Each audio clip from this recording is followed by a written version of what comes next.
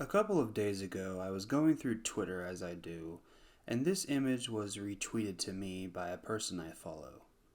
To give some context, Marvel Comics has decided to do a series of storylines where, in different multiverse style universes, the not Spider Man identity theft, known as Miles Morales, has adopted the personas of other iconic Marvel characters.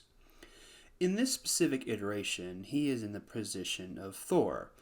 But what was specifically unique was that Asgard was the PJs without the Eddie Murphy humor. Now, it is my personal opinion that at this point, companies like Disney and others will die from their endless attempt to appeal to a constant shifting woke politic. And this is just another stupid attempt to gain an audience that isn't going to read their comics. Just ask the Black Panther comic books if they are doing successful. The answer is that they're not. But the real question I'm forced to ask is, if all of these efforts amount to failure, why are they still trying? There are multiple possible answers you could go with to try to explain this, but while thinking about this the other day, I had an epiphany. Just think about it. A person that is continuously attempting to succeed at something, using the resources of a higher power to afford the endless toys and contraptions for their goal, whenever they screw up, they always seem to have an easy excuse. And they never need to change their strategy, just a different method to the same tired failure. That would be Dick Dastardly. And I know what you're thinking. Dick Dastardly obviously used his own resources when racing in the Wacky Races, right? And you would be right. But I'm talking about the show that I made a video about back in November of 21. Dastardly and Muttley in Their Flying Machines. A spin-off series from the Wacky Races starring the iconic villain now working for a nameless air force as the head of the Vulture Squadron attempting to capture the small carrier pigeon known as Yankee Doodle Pigeon. Throughout the show, the Vulture Squadron, led by Dick, continuously fail at every attempt to capture the pigeon through, and let's be honest, at this point, it is a Hanna-Barbera cartoon from the 60s, insane contraptions that somehow work. But then again, in my last video, I did comment on how Clunk is an intelligent mechanic and potential grandfather of number 2 from Codename Kids Next Door. It was at this point that I realized that Dick Dastardly somehow embodies the activities of woke creators, whether it be comics or movies or TV shows or any other medium of entertainment out there. Now understand, I am saying woke politics for a reason. It's not just a general answer of all politics in the same category.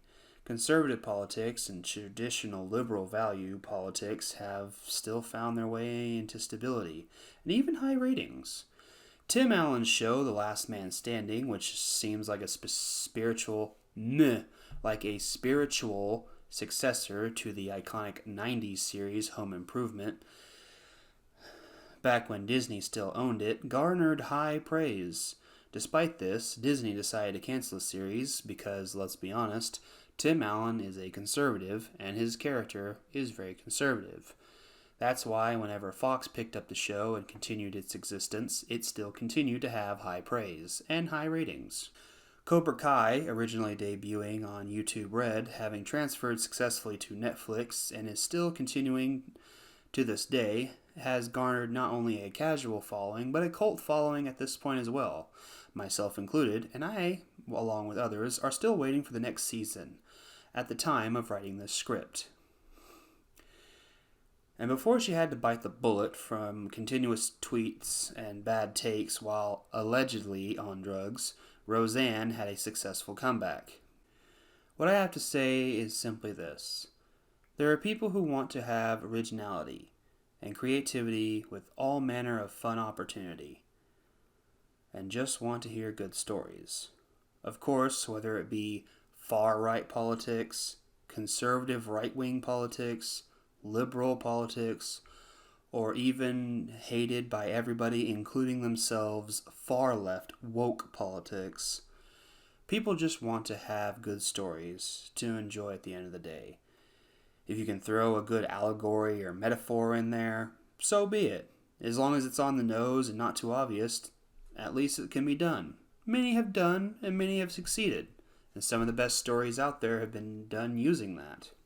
And in response to the original image that got this started, I think Miles Morales needs to be his own original character. He doesn't need to be a ripoff of Spider-Man or Thor or any other character from Marvel. And considering how many iconic black characters are in Marvel, I don't think it should be hard. And for all the people who are going to accuse me of being a racist simply because I tell a black character to try to be original rather than an altered hand-me-down of some original character, just ask yourself what you're expecting minorities and other such people to have to accept. That there is no need for originality.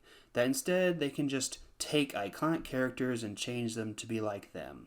And just think of it like this. Despite people always wanting the newest clothes, the newest phones, newest TVs, newest cars, newest homes, newest movies, funny new original comedy, and great stories, when it comes to character representation, they really will accept altered hand-me-downs like a low-class poor family. Let that sink in. But that's not me, that's the people doing this. I'm Asriel the Djinn, and let's all agree that we need to catch that pigeon with actual intelligence. Otherwise, the endless belief in the same bad idea will simply lead to their failure. But until next time, God bless, good journey, Christ loves you, and take care.